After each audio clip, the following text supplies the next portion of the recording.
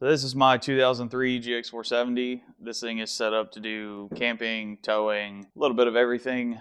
So I'm gonna walk through it and just kind of show you how I have it set up. And maybe if you get some ideas out of it, how you want to set yours up, or if you're thinking about getting one, it'll kind of help you think about what it's like to own one of these things and everything that goes into keeping them maintained and kind of some of the modifications you can do and how I feel about different options you have when it comes to doing those modifications.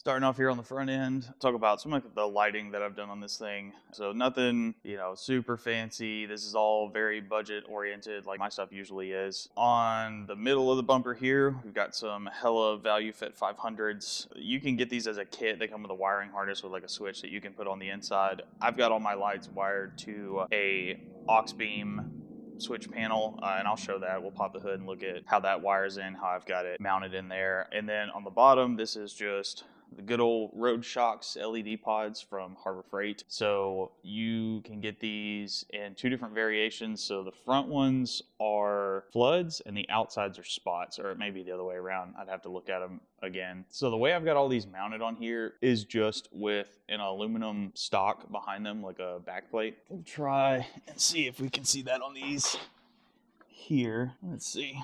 So it's up there, and pretty much all that's doing is just helping the light have something to bolt to behind the plastic bumper. These, it's one piece of aluminum stock that runs kind of from this back corner over to the front here behind this bumper, and then it's got some holes drilled through it, and the bolts for the lights go through it with a nut and a washer on the back. That gives it plenty of stability. They got a little bit of wiggle to them. It's not like it's mounted to a steel bumper or something like that, but it's plenty good. The same thing on the front here. There's two separate bars on these, so each one has about a 6-inch bar that runs behind it that bolt goes through and sandwiches everything in between. When it comes to GX470 bumper cuts, I get a lot of people that say that they like how I cut this or ask me, measurements and things like that. Most of this is just following body lines, so don't worry about the trim that's coming off. Actually, we need to redo that. I kind of just measured here along this line and then followed this line all the way down under the fog light housing, or what originally was the fog light housing, and just kind of went all the way across. This is about as short as you can cut this bumper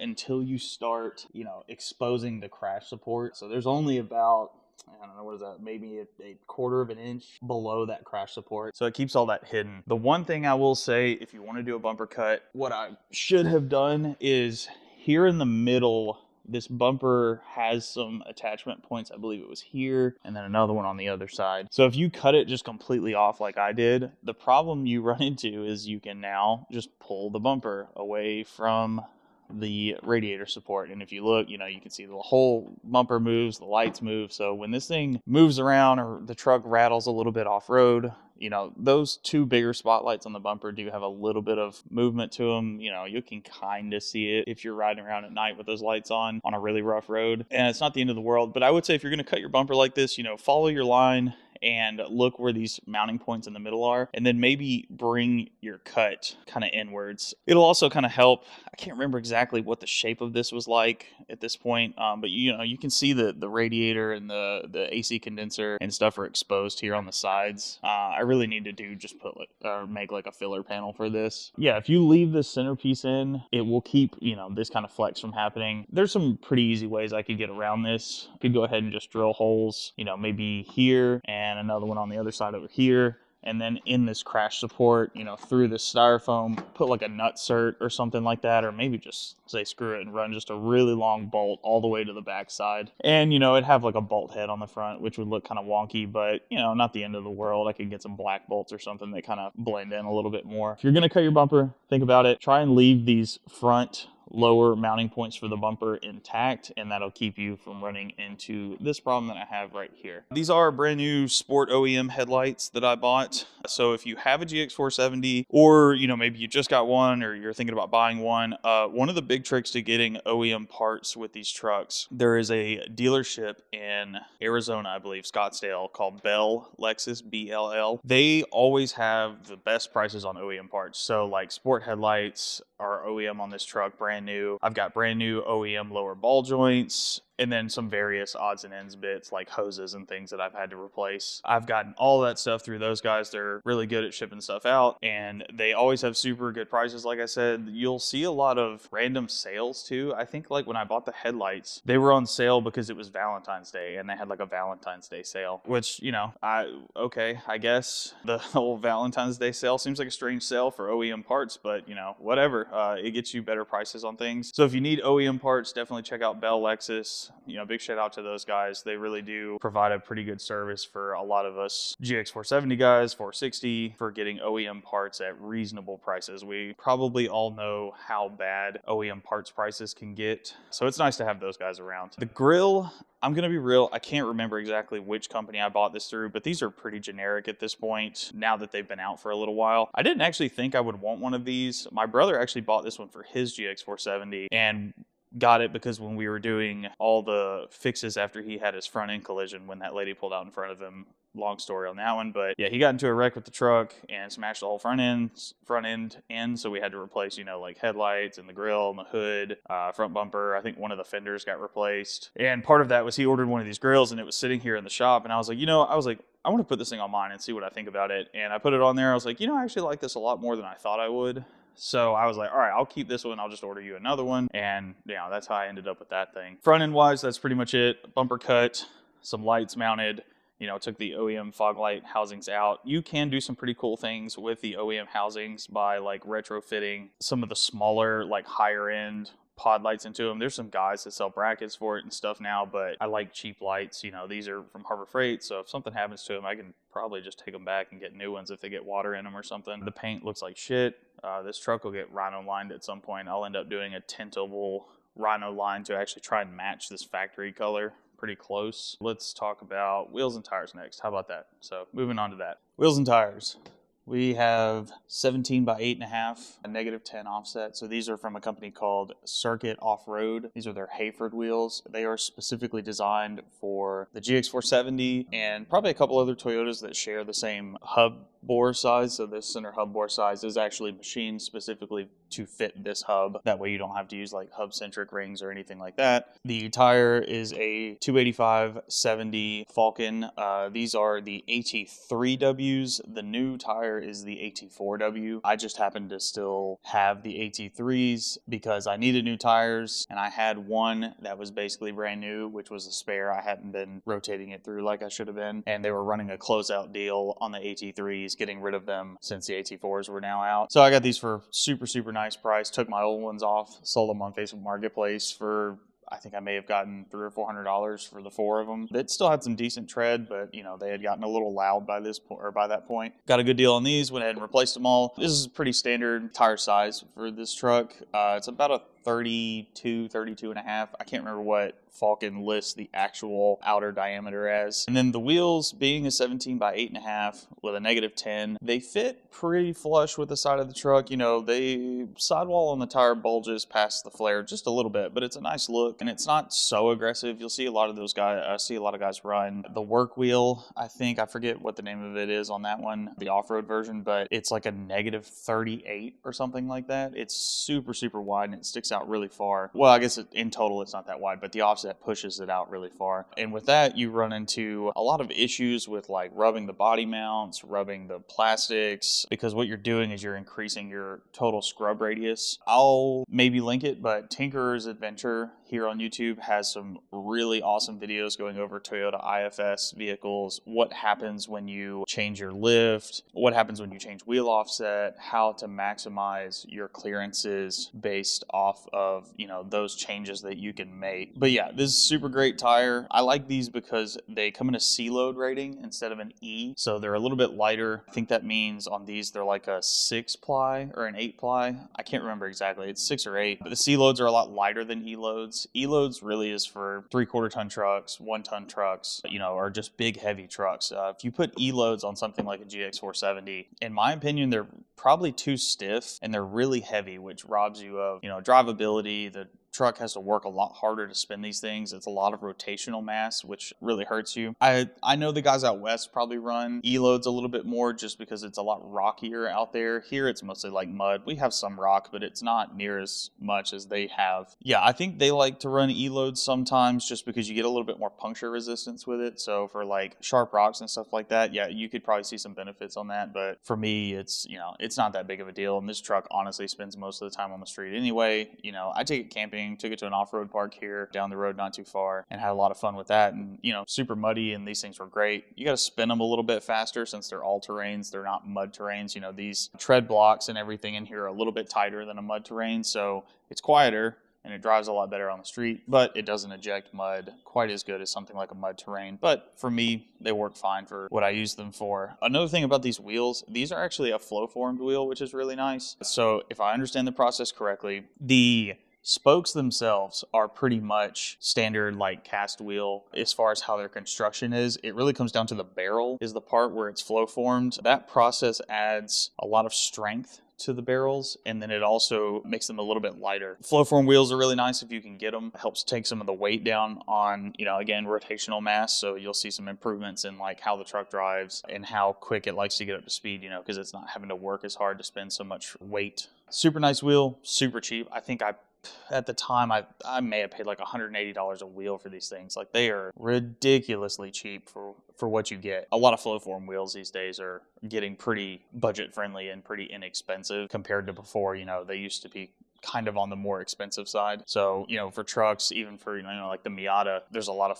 flow form wheels out there that you can get. I would try and get some if you can. These were fine. I didn't really notice anything wrong with them. Machining around the hub bore, you know, maybe a little sharp, you know, it could have been deburred or whatever a little bit better, but it didn't matter. You know, it was fine. It didn't impact mounting the wheels or, you know, balancing the wheels or anything like that. Like, they mount up perfectly fine. One thing about these is you don't use the extended lug nuts that you'll see some wheels kind of require, where the lug nut kind of has its normal taper and then it actually has a little bit that goes past that sits into that wheel, or sits into where the holes are drilled for the studs to pass through. Some wheels you'll need to run those. These you don't have to, and they don't recommend it. That's kind of nice, I guess. I don't, you know, some people might argue that the extended thread studs are better because you get more thread engagement on your lug nuts, but I really don't think it's that big of a deal. So yeah, overall, super happy with this setup. Fits great, looks great, didn't cost me $1 million. You know, the wheels are nice and budget friendly. I got the tires on sale. Tires are just really expensive right now anyway with the economy and everything. So, you know, if you're buying tires,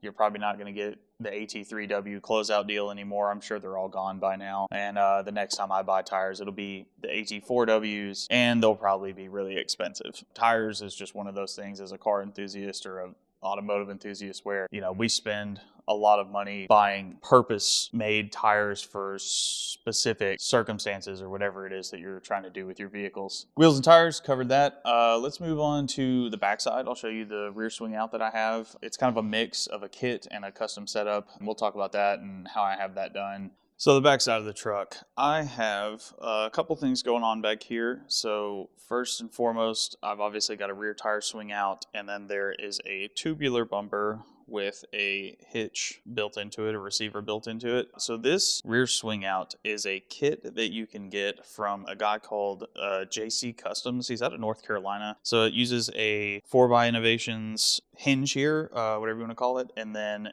the way the kit comes, so this bottom bar is actually all one just piece, and you have to cut 3 sides of it and cut a 15-degree angle in it, I believe is what it was, and then weld that back together, and then you'll, weld it to the hinge, all of that good stuff. And then from here, some of these bar lengths are actually probably longer than you really need them, if I remember correctly. So you can kind of like trim them down if you need to. You can kind of do whatever it is you need to do with this thing to get it to fit how you want it. Mine, I actually probably could have pulled the tire in just a little bit more, after the plate that holds the wheel was mounted on. So you can see that back there.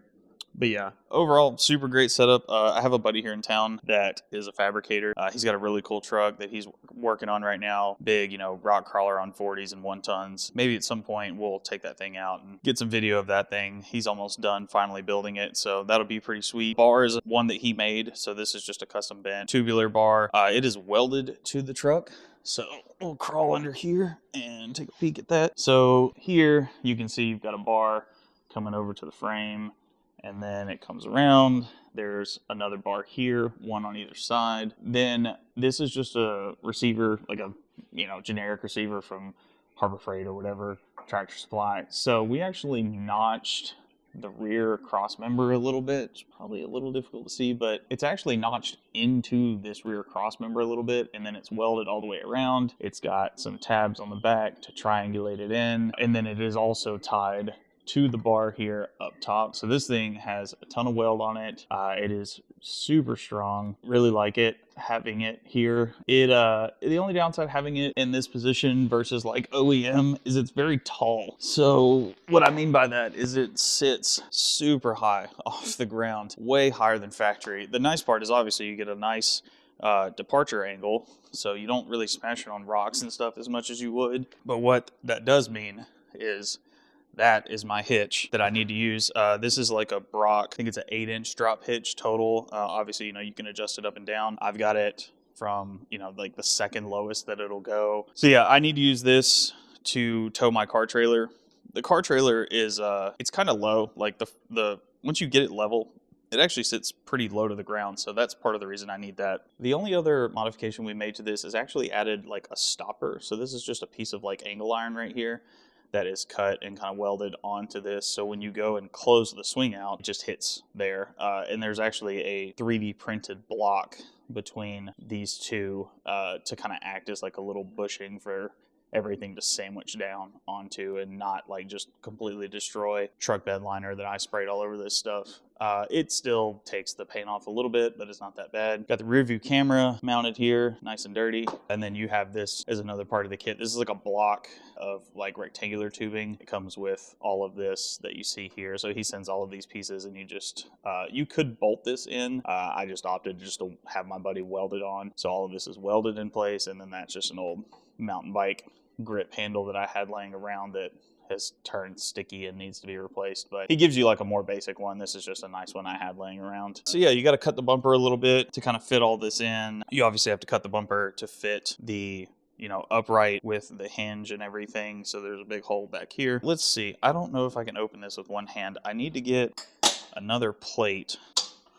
There we go.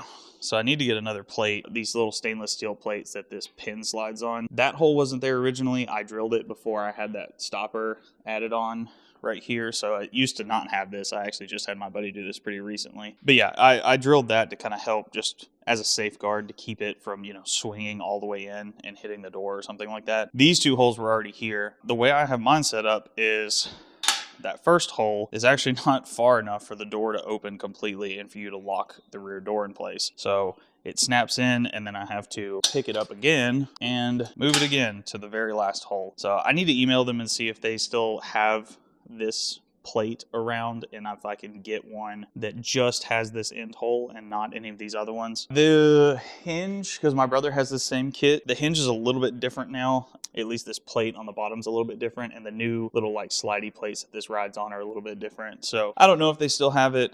I guess if they don't, maybe I can do like a send cut send or something like that. Maybe I'll just take that one off and mail it to them and have them match it and just do the one hole. Should be pretty cheap. What else we got back here? We got the Whittle Watto. I think a Christmas or birthday gift from a friend of mine that thought it would be really funny to have that on there.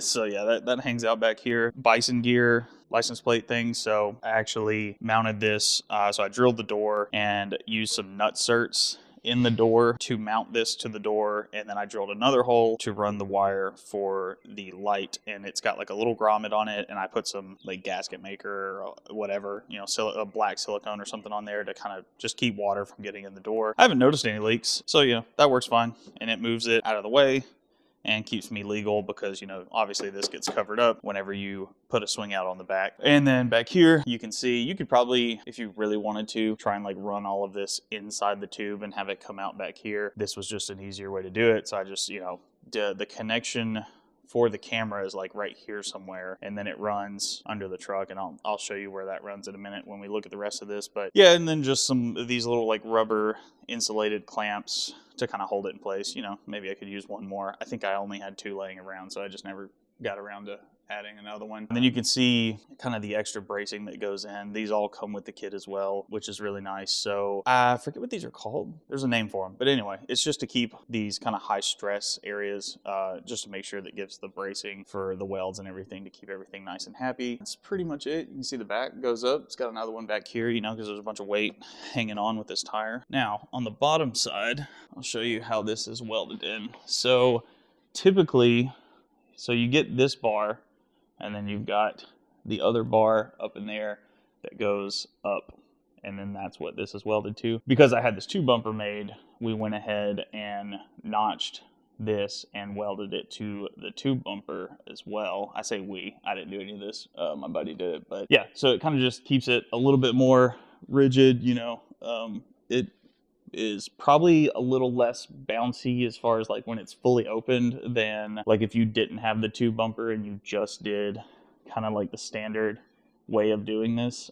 But you know, when the door's closed, none of that matters, and it's not like you're going to drive around with the swing out open. We've also got some reverse lights back here since the rear door reverse lights get covered up. These are just Roadshock's LED pods from Harbor Freight, and then they are run and tapped in to the wiring for the reverse lights that's in the door. So yeah, you can see, let's see here. So there's the wiring harness for the reverse lights that I made. You can see all that, and it kind of just passes through in here to get over to those lights. Let's see, you can see maybe a little bit more of this up in here, get an idea of how all this is welded together. So same as the other side, this bar comes across here, and then these are all capped on the end with these little interesting plugs that my buddy had laying around. He wanted to use those, so yep, throw those on. And then you can see back here where all of this wiring kind of goes up into the rear cargo area. This comes up kind of behind the paneling back there, and all that wiring runs up there for the camera and the reverse lights and all that good stuff. We're down here. We can talk about suspension. I use a Dobinsons nitro kit for the lift kit, so that's a really nice kit. I like it because when you order directly from Dobinsons, you get to pick what springs you want, you know, what height, what, you know, if you just want comfort rates, which is basically stock weight. So if you're not going to have like drawers and a bunch of other stuff, and you just want the, you know, you want to drive around and just enjoy a nice softer ride, not as firm of a ride, then you can just do the comfort rates. I had comfort rates, and then now I've switched to medium duty because of the trailer and towing the Miata around and stuff. So these are a little bit stiffer. And then obviously you can see I've got Firestone bags in there. So those are just helper bags to help when towing heavier loads and stuff like that, or if I've got the truck really loaded down. Those are really simple to install. You basically just take the spring out, put that in there. Because this used to be rear air suspension, there's a nice little hole in the top of like the spring perch to run that line up through. And then it just comes across, the line for it, run it across, a little bit extra that I've got tied up here.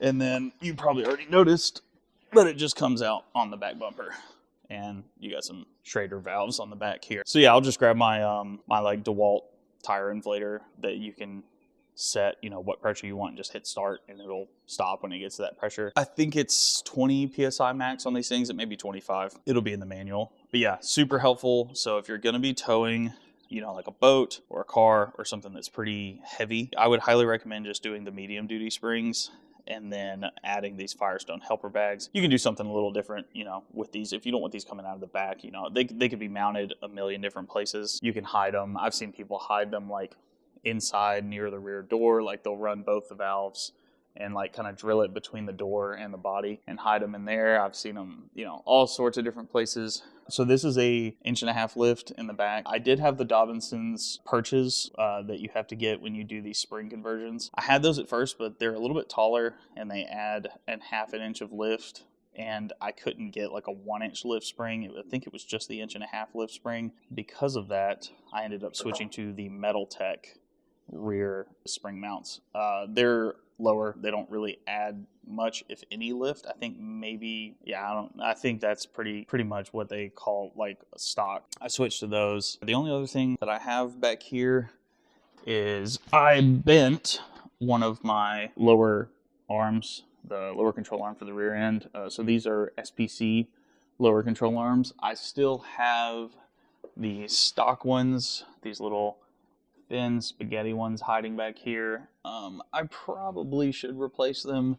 I'm sure the bushings are probably pretty worn out. This truck has 230,000 miles on it, so a lot of this rubber in the suspension is starting to get pretty old, pretty worn out. Oh, actually, I lied. One more thing we have back here. We have, this is the Dobinsons extended end links for the sway bar. So this kind of help correct, same way like with the Miata, if you watch that video, correcting angle on your sway bar to make sure that it is actually functioning correctly and doing its job and it's not like really out of whack. So when you lift the truck like this, you want to try and get this fixed a little bit. So I think it's, it'll come with instructions. It was something like for every inch of lift, you extend this past the typical end length, stock length, by a certain amount. You don't want to go too long. So like on the Miata, it was like, oh, you need to get the sway bar as, you know, level as possible. Here you have to take into account that when this, you know, you're looking for articulation on these trucks. So when you fully compress or when you start articulating this rear end, you have to make sure that the bottom of this does not end up contacting the lower control arm. I haven't had any problems yet with it, so I think I got it set right. Front suspension. Let's see. I may need let's grab a flashlight one moment. Grab the old handy dandy icon. These are at Harbor Freight. I really recommend this. This is a really nice flashlight. This thing is super bright. Still keeping in the Dobinson stuff. So Dobinson's Nitro. This is a 2-inch lift in the front, so 1.5" in the back, 2-inch in the front. It keeps you pretty close to factory rake. You know, you take about a 1/2 inch out, which, you know, I guess just for looks, kind of looks a little bit more even and better. But you do want to try and keep some of that factory rake. Again, if you're towing boats, car trailers, heavy stuff, you really need that factory rake. So that way when the truck squats with all the weight on it, you're sitting pretty close to level. You know, the front end's not just pointed at the sky like some Carolina squat truck. Think about that depending what you're going to be doing with the truck. We got a Sankey or Seiki, I can't remember how you pronounce it, 555. These are inner and outer tie rods. This is pretty much the go-to recommendation for most people when it comes to replacing your tie rods. And then the upper arms are JBA high caster. So in retrospect, and shout out again to Tinkerer's Adventure for kind of pointing out something I never really thought about. And, you know, I like to have thought myself to be pretty knowledgeable about suspension geometry and stuff before I started working on this thing, because I'd been working on cars for a long time and doing all kinds of suspension work. But the problem with high caster arms, he kind of debunks the reason why a lot of companies say that you need them. You don't really need them. There is an issue with running high caster arms where what happens is, so if you think about your steering axis, you know, your lower ball joint's here, your upper ball joint sits, you know, a little bit behind it. So that's caster. Having that little bit of tilt in your steering axis is what gives you the feeling of your wheel like recentering itself when, you know, you're driving down the road or taking a turn. You let go of the steering wheel and the steering wheel kind of wants to naturally pull itself back straight. A lot of that has to do with your caster. So if you run like a lot of caster, it's heavier steering and it'll have a higher recenter effect. So it'll try and pull itself back straight a lot easier. The problem with high caster upper control arms, so say, you know, maybe you're here with a factory arm and you do your lift and everybody's like, you got to get high caster arms. Well, you put the arm in there and it actually tilts this back a little bit. Well, what happens is that hub is between those 2 points on that axis. So when you increase the caster like that, it ends up actually pushing the wheel back just a little bit. And it doesn't seem like it would be much, but it can be enough for you to start getting into the body mount. So his recommendation is do not buy high caster arms, and I totally understand why he says that. And now that, you know, now that I watched his video and I was like, oh, yeah, of course, you know, that makes so much more sense as to why you wouldn't do that. So I have those arms in there. This is no shade to JBA. I actually really love the arms.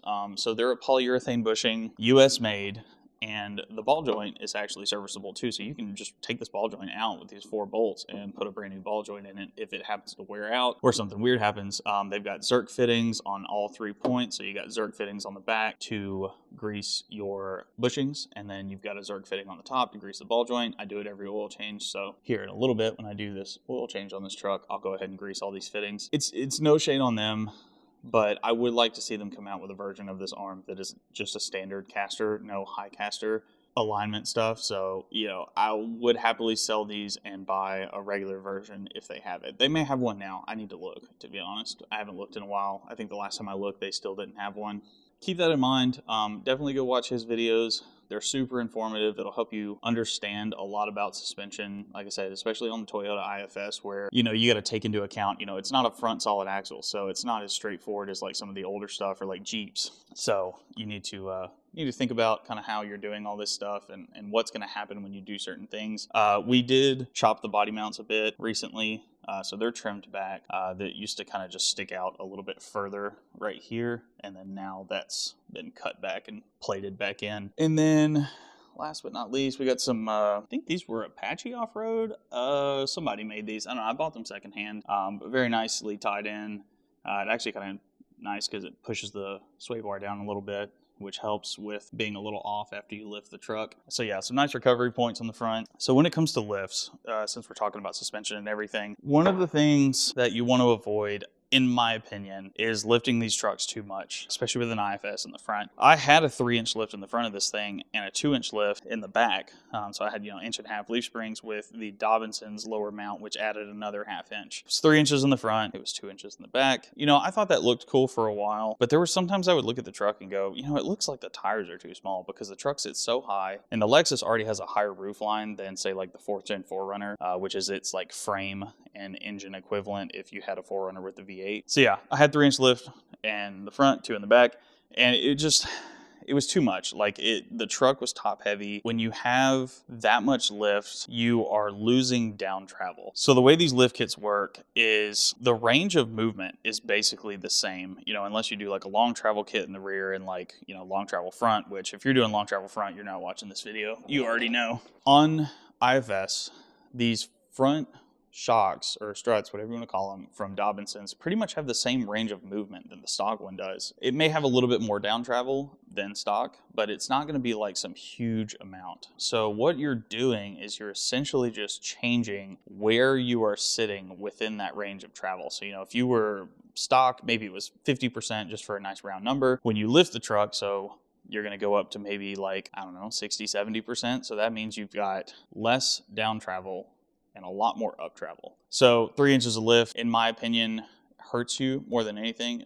It creates a high center of gravity. So like doing really off-cambered stuff feels worse. The truck won't like it as much. You won't have as much down travel, and everything won't flex very well with 3 inches of lift. So do 2 inches, in my opinion, especially with this size tire. It just looks a lot more proportional. And, you know, you can see I've got, if you're just looking at arches, it looks much taller in the rear. But I will tell you, if you actually stick a level on the frame or like measure the frame, you know, on the front side and then again on the back side, it's pretty close to level frame wise. It's got a little bit of pitch, which is fine because again, I tow, you know, the heavy trailer with the car and everything on it, heavy for this truck at least. So yeah, I mean, it's fine. Have a little bit of arch difference between the front and the rear. The body is not equal front and rear. Those arches sit a little bit different if you step back and look at this truck. Just keep it in mind. Like I said, watch his videos. He goes through all of this with really great visuals and will help you really understand why you shouldn't put too much lift in these Toyota IFS front ends, especially now, like even just from this point of like maybe CV axle angle. So my CVs now sit much more level than they used to. I need the flashlight again. I don't want to get up. But anyway, you can't see it as well. But the CV's at the static ride height, so the truck's sitting on the ground. are much more level now. So when you're driving down the road, the CV is not at some like weird angle. It's not doing anything crazy, and everything just stays a little bit happier that way. That's my recommendation.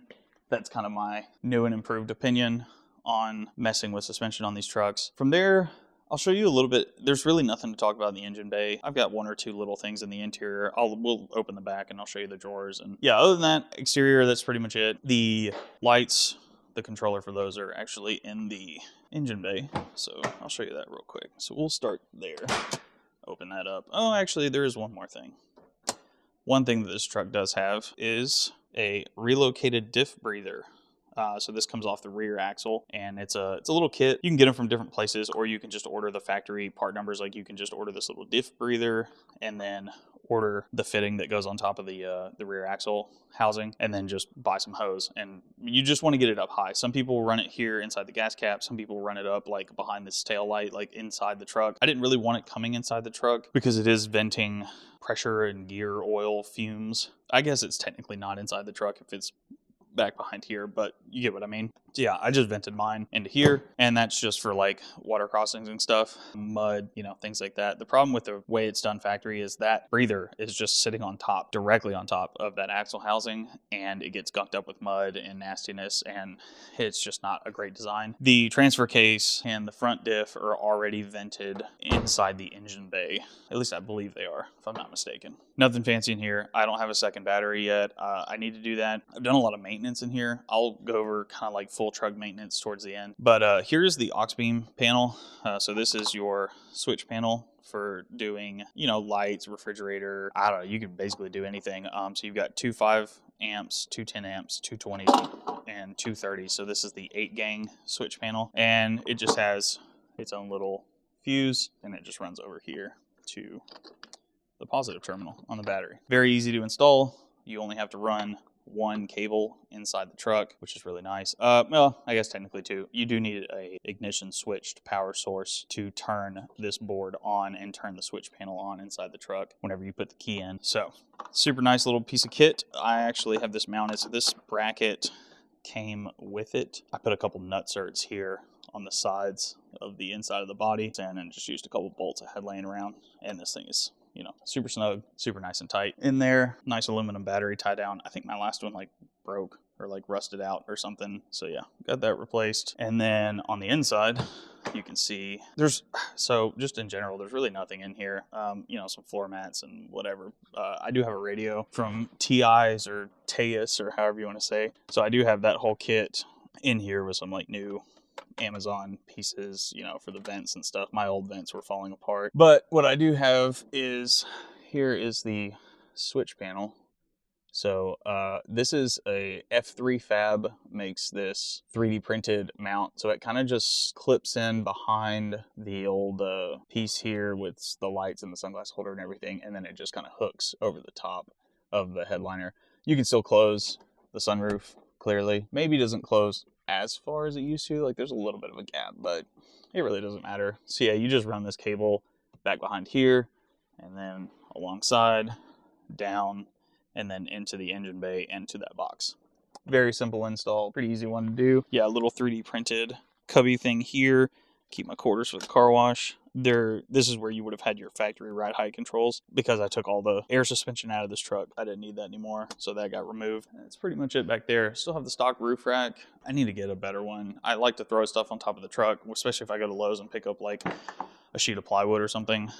Oh yeah, car wash stuff. I was washing a boat yesterday. So here's the drawers that I built for this truck. This is all a custom build. I have a post in GXOR, the Facebook group, that has all of these measurements in it. So if you go look up like drawer systems in the GXOR Facebook group, you'll probably end up seeing it. But anyway, so yeah, it's got 2 drawers. So you actually have to push both of these down. These are both locking. We built drawers for my brother's truck and did that a little bit differently. I actually only got one locking one. You can use one hand when you open it. This one's kind of annoying because you have to open it with 2 hands. But yeah, super big. Lots of interior space in this thing to keep lots of stuff. So like I throw camping gear in here, or taking the Miata to the track, I'll throw sockets and all kinds of other stuff in here. And then the other side is generally where I keep, you know, we got compressor, tire, deflator, recovery kit, jumper cables, some, you know, Equate wipes, some little radios in here. I've got a knife, and then first aid kit from Rhino Rescue. I would recommend if you're gonna go camping, get a nice first aid kit. Don't go to Walmart and get one. Get something that's a proper kit, because if you're staying out in the middle of the national forest, you know, it could be an hour, 2, 3 hours before you can actually get somebody to a hospital if something happens. So here's the fridge slide. This is from Set Power. I really like this fridge. It works super great. They had like a bundle deal where you got like the slider, base, and everything. So that's actually their slider.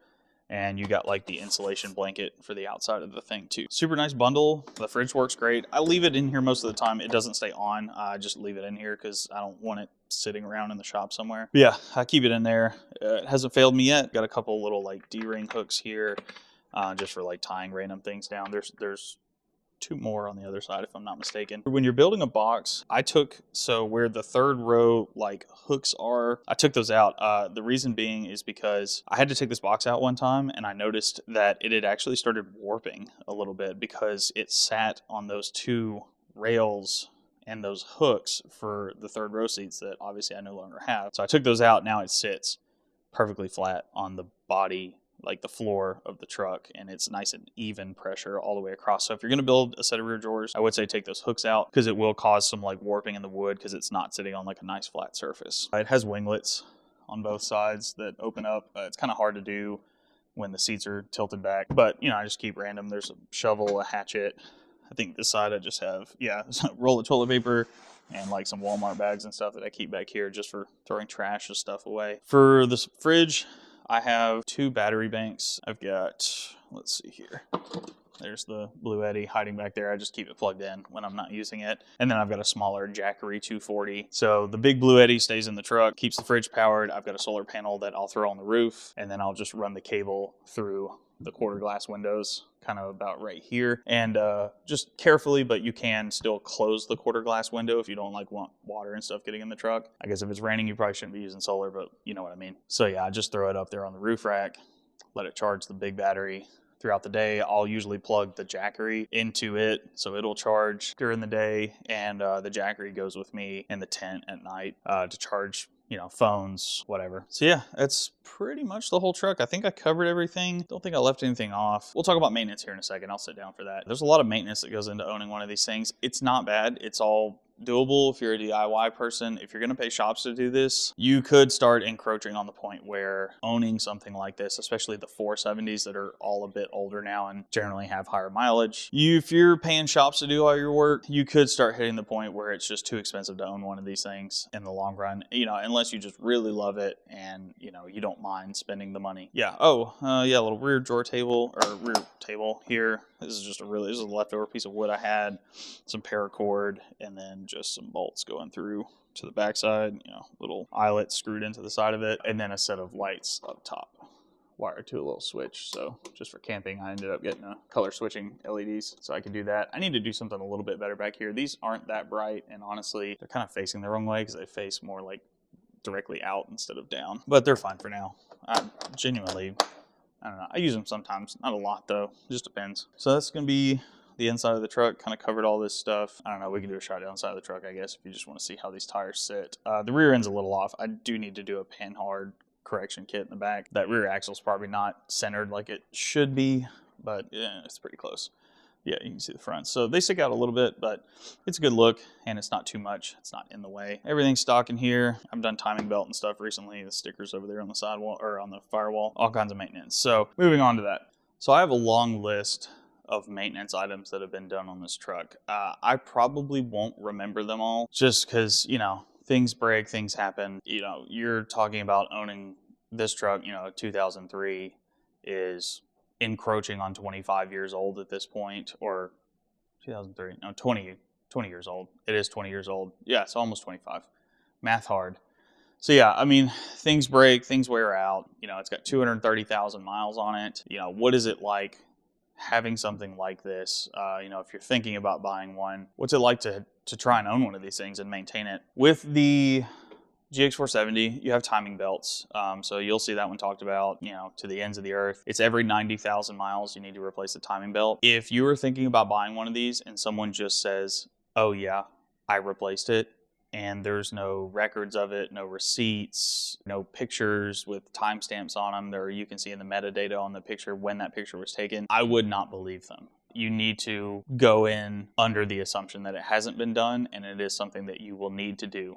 So doing it yourself, it's not an impossible job. It's a little time consuming because you do have to take everything, and I mean everything pretty much, off the front of the engine. The power steering pump's got to come loose, the AC compressor's got to come loose, the alternator's got to come loose. You got to take water pump out. You got to take, the pulley off, realistically, because you probably should go ahead and do the front main seal on the engine while you're there. It's not an impossible job. If you do it yourself in parts, I couldn't tell you the exact number of how much I spent to do it. $300, $400. Aisin, however you want to pronounce it. I think it's Aisin. AISIN. They have timing belt kits for this. You can get them on Cruiser Tech, I think is the name of their website, or Tech Cruiser. I think it's Cruiser Tech. They sell timing belt kits, and you can get all your OEM parts or replacement parts, like good replacement parts for them. Don't go to Amazon and just buy some like random stuff. You need to get the name brand stuff that people are using on these trucks that's known to work. When you do the timing belt, there are a lot of different things that you could or should go ahead and replace while you're there. So like I mentioned, you got the front main seal, you got the water pump, upper and lower radiator hoses. If the radiator hasn't been replaced, look inside of that and see how, maybe it's got a lot of buildup. See if you've got any like dry pink kind of sediment around the radiator. That is the pink coolant that will have gotten into the air and dried out, and it turns to this like little gritty pink stuff. If you see that on a truck you're looking at, that means, it's leaking coolant somewhere. May need to go ahead and replace the radiator. You will also have various hoses that run across the front of the engine that probably need to be replaced. There's some like coolant, like smaller coolant, 3/8 line coolant hoses that run across the front, down the front timing cover on the right side. If you're looking at the front of the engine towards the right side, it goes down to the oil filter housing because it runs coolant around that housing. I think it's to heat oil up initially, and then also to try and extract heat from the oil through the cooling system once the truck is hot. I don't know. It's a factory system. Either way, there's some little hoses that need to be replaced on that. They'll probably be pretty hard and brittle. Hell, you may even break them just trying to even get them off. So there's a few hoses there. I don't know. Let me look. Let's see what we got. Yeah, because it goes up to the throttle body. It goes down to the oil filter housing as well. So you may need to do that stuff. There's all kinds of vacuum hoses that may or may not need to be replaced. There's a few on the top of the engine that I had to replace because they just broke. I've had electrical connectors on the engine that broke that I needed to order a new electrical connection and splice it in because I just went to disconnect it and the plug disintegrated. It's an old truck with a lot of miles, and that plastic dries out and rots, and it can't last forever. There's that with the engine. Maintenance on the rest of the truck, suspension stuff, obviously, that's pretty universal for most cars. Any car that's 20 years old or has 200,000 miles on it, most of the rubber in the suspension is going to be shot. One of the more annoying ones on this truck is the power steering rack bushings. I did those recently, got the Super Pro ones. You can do it with it in the truck. I did it with it in the truck. So it requires an air hammer and like some bits for that to be able to get those bushings out, because it's like a metal sleeved rubber bushing factory. There's 2 on the top and then 2 on the bottom that, where the bolts pass through. It's really annoying to do, but I did do it. You can do it. They actually have in their instructions for those bushings, like how to do it with an air hammer. I really thought I was going to have to pull the power steering rack out, and that's kind of where I was at in my head when I started doing those bushings, and then I, weirdly enough, read the instructions and figured out you don't have to. So it is possible. What else? You're going to have hubs and stuff like that. Like I said, the biggest one usually on this truck, timing belt, just check for leaks. I don't know, man.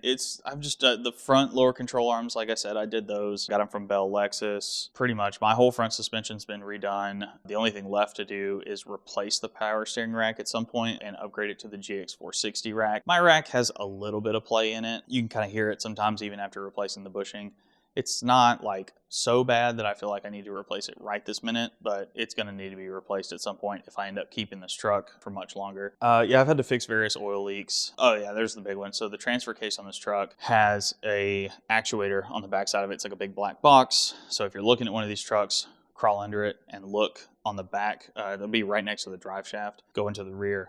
There's a black box right there. It's big plastic. It's got a little black metal skid plate on the bottom of it. That is your actuator for the center locking differential. So there's a button in the truck to lock the center differential. So you lock the front and rear axles together. That doesn't lock the differentials, to be clear. That just locks front to rear.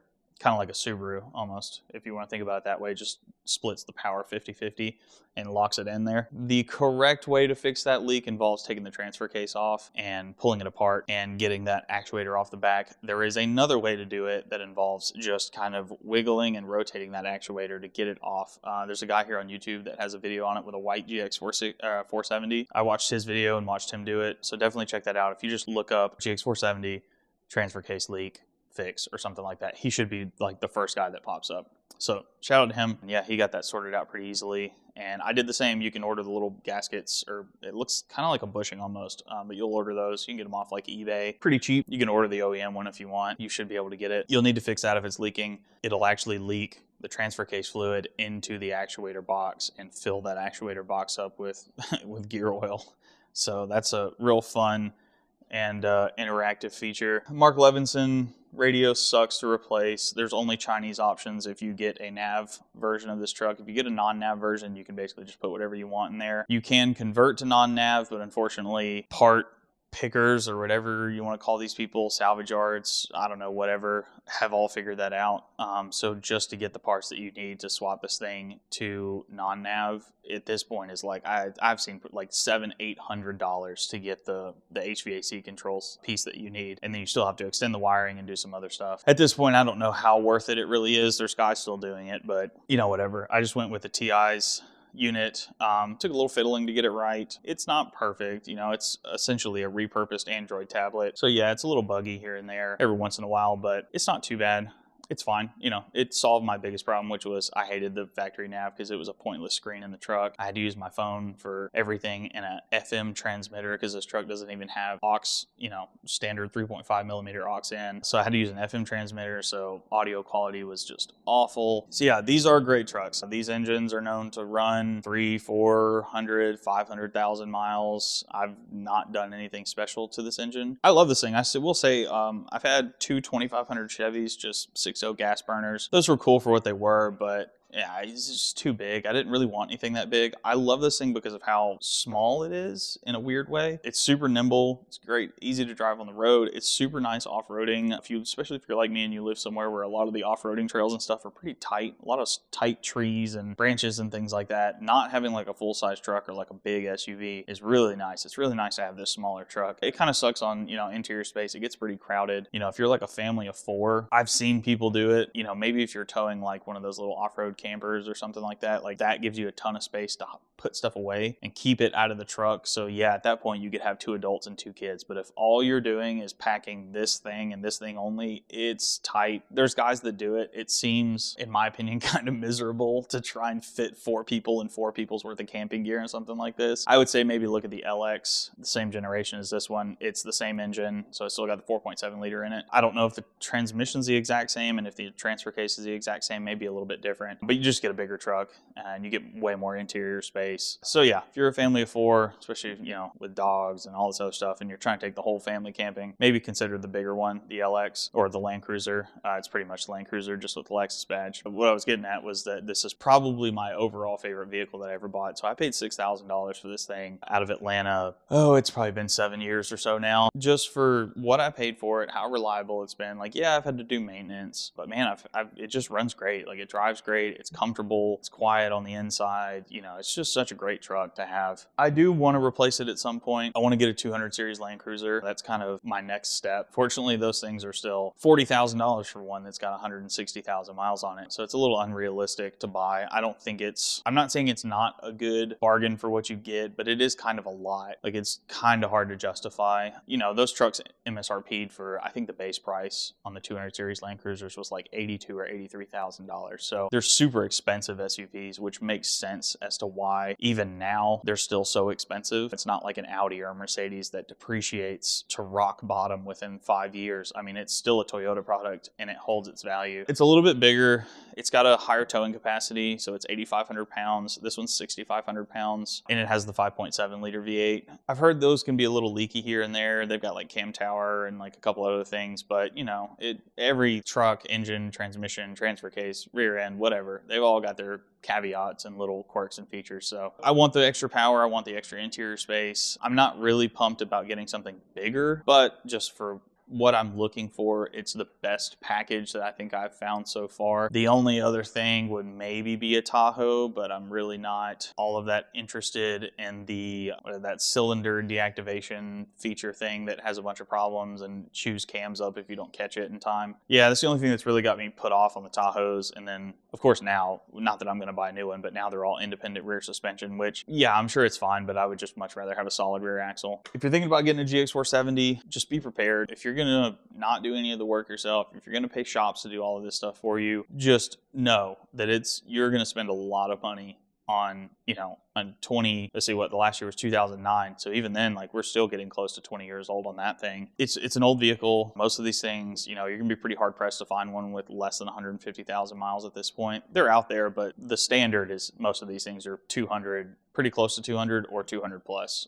A lot of them now are getting close to 300. So yeah, they're not as easy as they were to find anymore. The prices are still kind of up. You can find deals. I actually was the one that bought my brother's, and then he paid me back for it. But I bought his out of Tennessee for $4,200. It was pretty gross, I'm not gonna lie, and the airbags had leaked all the way down, and it had stored a error code in the airbag system, which means they wouldn't pump back up. I had to take it to a Lexus dealership to get them to clear that code with their computer. You could probably, if you get TechStream, you could probably do it yourself. But I don't have TechStream. I still don't have it. I probably should, but I don't have it. Anyway, I had to get them to clear it. And as soon as they did, the airbags pumped right back up, and it's been fine, or it was fine for a while. It's got a lift kit now on it as well, so it doesn't have that system anymore. But yeah, if you're gonna pay mechanics to do this stuff for you, it's going to add up. It's an older vehicle. I saw a guy on Facebook the other day complaining like, oh, this is one of the worst vehicles I ever bought because I spent $12,000 buying it and I've spent all this money since then, but he was paying a mechanic to do everything. And it's like, well, yeah, I mean, it's an older vehicle with a lot of miles on it. It's going to need a lot of work if it has not been maintained very well, or just, you know, and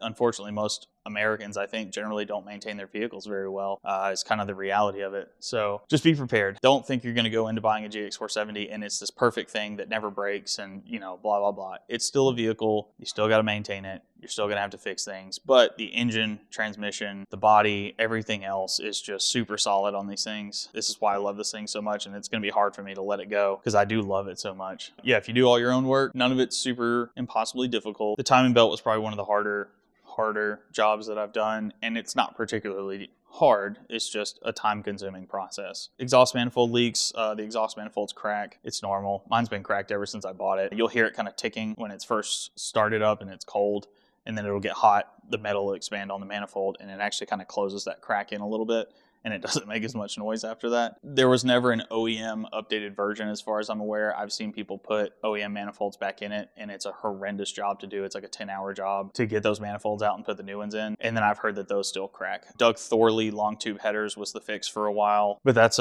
you know, you're gonna make the truck louder and do all this other stuff. So that's kind of its own thing. And then Doug Thorley, I think, actually stopped production last year on those headers. I don't think they make them anymore still. There is another company that's now releasing headers for these trucks. I don't know if it's a long tube. I can't remember. There's a guy, he started making Y pipes first, and now he's doing a tubular manifold as well. So that's pretty cool. Maybe something to look forward to if, you know, you want to make the truck sound cool or just fix that leaky manifold. I think that's going to be it for this thing. I don't know that I'm going to bother changing the oil. It's an oil change, you know.